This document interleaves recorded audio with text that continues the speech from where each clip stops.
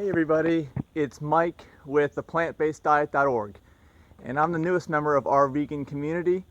It's later February in 2016, and the community actually started in January, as you know, and I didn't make a video then. So today's video is going to be kind of a combination of the months of January and February. January, the topic was just an introduction, and so I want to just give a little bit of background on me.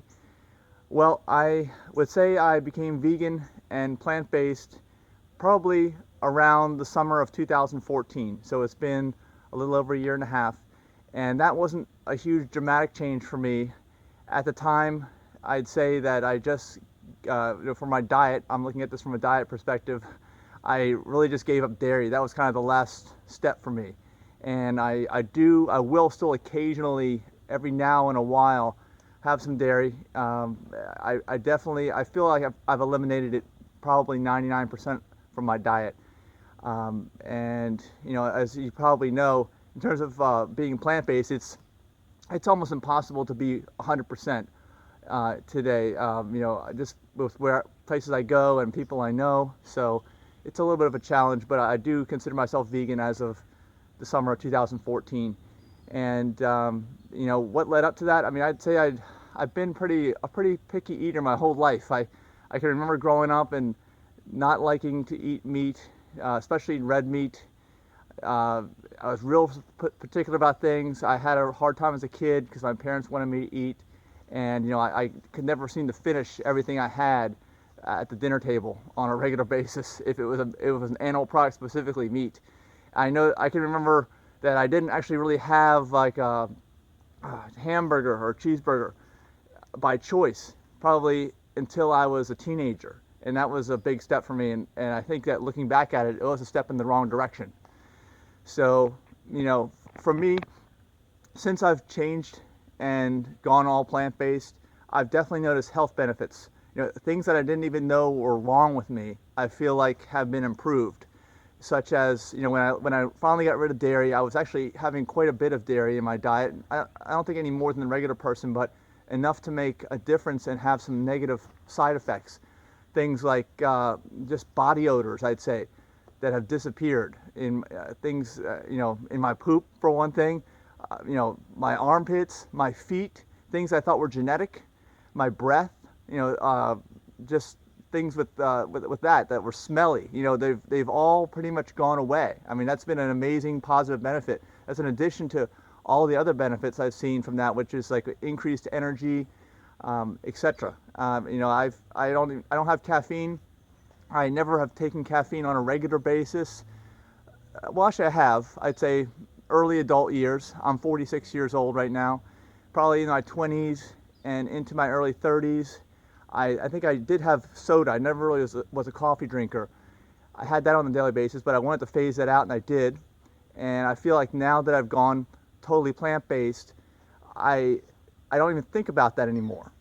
In the past, I was like, well, maybe I could use a little boost of energy here, but now I don't even think about that anymore. That's been a real positive benefit. So let me get on to the topic of love, the topic here for February. And I wanted to kind of approach this from an animal perspective, because, you know, veganism is really, if you get down to it, I mean, yes, it's a diet. Well, people say veganism isn't a diet. You can say there's a plant-based diet, but really veganism by default is about animals. And if you're not, you know, harming animals, you're not going to eat any animal products. So you automatically are healthy, but let's look at it from an animal perspective and the topic of love.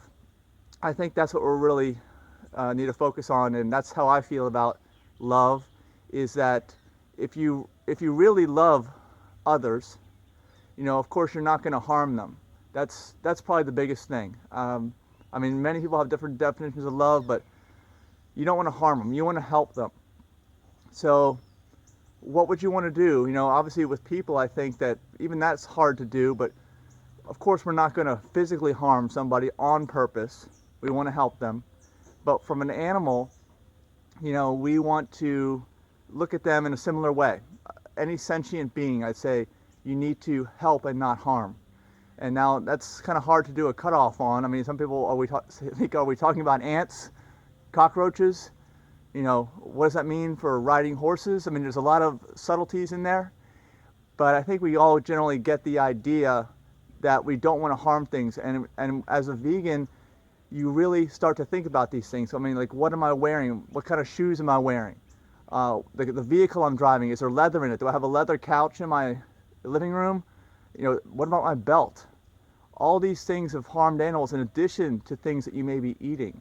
So you know, I live in the United States, and for the average American, the standard American diet, you don't even think about it. You eat these animal products all the time. You don't even think about it.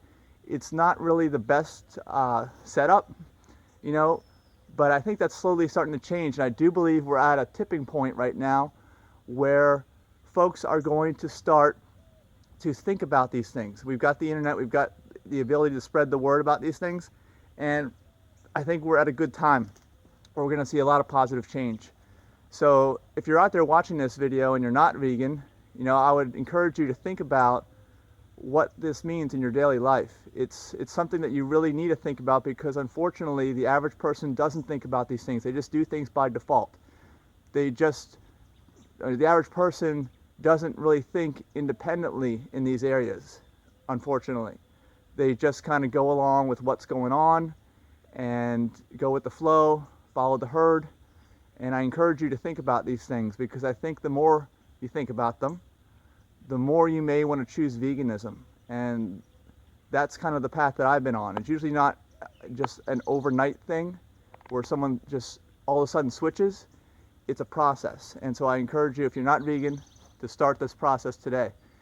And just remember, I mean, the kinds of things I'm thinking about, it's a type of love that most people don't think about, but it's one that will really help everyone and every being around you. So, you know, if you want to find out more about me, you know, you can go to aPlantBasedDiet.org. I got a YouTube channel on here too, and you know, that's a nonprofit foundation that I have started, and the purpose is to educate people about their diets, you know, and going plant-based. And of course, it has huge other benefits in different areas, such as, you know, by loving all beings and thinking about that and starting to concentrate on that. And also, of course, the other part, the third part of veganism, the benefit, is environmental, which will really help to preserve the earth, reverse damage we've done to the earth because of animal agriculture, and other benefits. So thanks for watching, and please keep subscribing here, or stay subscribed, or whatever you need to do to our vegan community. And I'll see you next month in March. Have a great day.